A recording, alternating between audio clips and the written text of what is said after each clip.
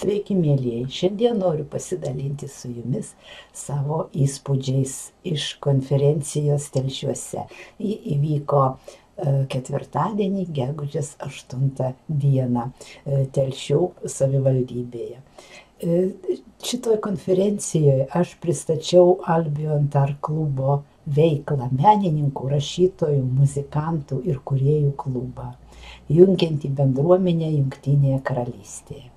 Aš labai džiaugiuosi galimybę skleisti žinią apie mūsų projektus, parodas, literatūrinius susitikimus ir kultūros paveldo iniciatyvas, kuriuos mes puikiai įgyvendiname Jungtinėje karalystėje.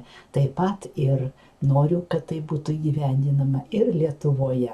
Tikime, kad kūryba neturi sienų, todėl ieškome bendradarbiavimo galimybių ir Lietuvoje. Klubas turi būti matomas ir girdimas tiek Jungtinėje karalystėje, tiek Lietuvoje. Kviečiame jungtis, kurti ryšis ir kartu auginti meninę bendruomenę.